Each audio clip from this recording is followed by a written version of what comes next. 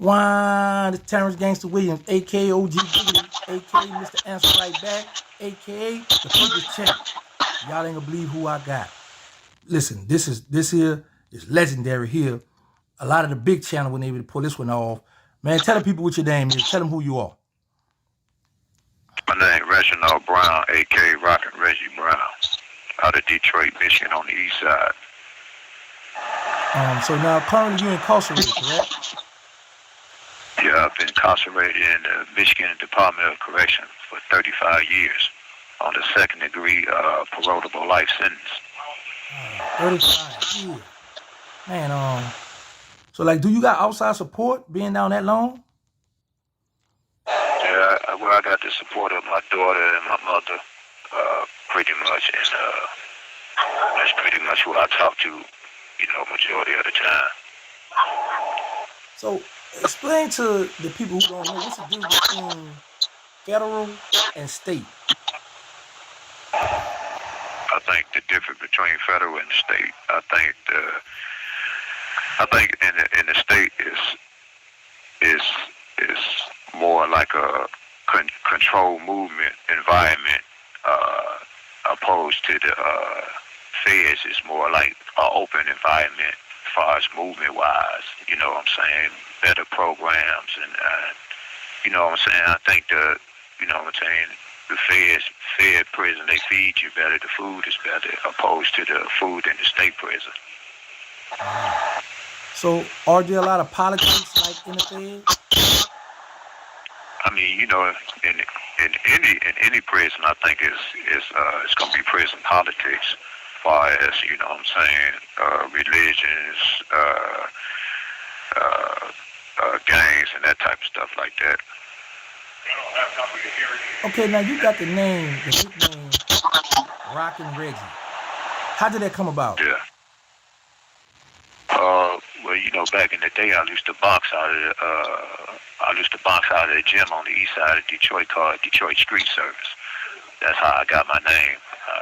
I went 11, and my record was like 11-2. I fought in the Junior Olympics, you know what I'm saying, and lost to a guy by the name of Michael Bibbs, you know what I'm saying, and I hit a homie that fought. He used to box. His name was Frank Tate and Thomas Tate. You know what I'm saying? They was from the east side too. They was like over there off Towns and then Mac, Sheridan, Mac, that area. Okay. Now you did time in the feds, correct? Yeah, I did 15 and a half years in the Fed off 17 and a half. And what was that behind? I had got out on a new trial on the case for what I'm in here for now, due to a faulty jury instruction. I got a new trial by Judge Crockett. Gave me a new trial on all 3 counts because he gave the wrong jury instructions to the jury at the time of my trial. So when I got out on the appeal bond, the feds was investigating my brother, Terrence Boogaloo Brown, and they basically threw me in an indictment, and then they had charged me with conspiracy, and they charged me with the death penalty, the federal death penalty for under the Kingpin law. So how was it while you were facing the death penalty? How was that? What was your thought on that? Yeah, my thought process, prison, was basically shit. I ain't want to die for something I didn't do, and then what I'm saying, at the time, what I'm saying, I think Michigan was one of the states that didn't have the death penalty, so they brought the death penalty on us due to a 1980, I want to say 88 Kingpin law, where they could put the death penalty on you. So that's pretty much how I got the death penalty, and I was able to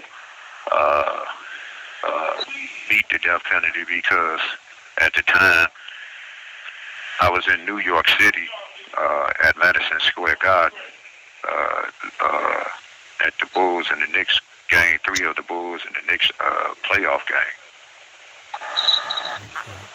So while they placed the death penalty on you, and you were able to prove you were at the Knicks game, did the prosecutor come with a plea, like plead out, even though you had proof? No, what happened was when the prosecutors,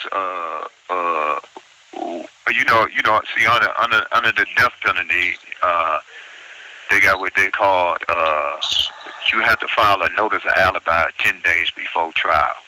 So my whole thing at the time was that if they lying and saying that I committed these crimes and was charged with the death penalty, I wanted to show that they was lying and by some of the stuff that they was saying under the conspiracy part of the indictment. But they gave me a death penalty lawyer out of Indiana by the name of Richard Kamen, and so he told me that I had to let the government know that I had an alibi, because under the death penalty you have to prove that you got a notice of alibi 10 days before trial. So that was the reason why my lawyer at the time went through Madison Square Garden and told them that, you got a guy that was at the game that can prove where this tape, if we get this tape, that can prove that he didn't do what they said he did. And so my lawyer got the tape of the game, brought it to, because he couldn't find me on there, he brought it to the county jail to let me look at the tape, and I showed him where I was sitting at the Garden. I was sitting right across from Spike Lee in the club seats, right behind the benches where the players play, like in the middle. So once I showed him where I was, it was, me, him. It was me, my brother, one of my co-defendants that actually testified and said that I did what I did. But I was wondering how he was going. I wanted to show my lawyer that this guy was lying, because he's saying that I did what I did, what they said I did, and he's sitting at the game with me. So that was how I was able to beat the death penalty. Oh, okay. Where the government submitted a motion saying they would like to withdraw. You have 1 minute remaining. They would like to withdraw the federal death penalty because evidence came upon that Reginald Brown didn't have nothing to do with it. Wow. And being as though they did this, withdrew the death penalty, they still held the lesser charge. I still had the conspiracy part of the indictment. Okay. And how much drugs were you allegedly accused of? Or y'all was phone? Well, they did.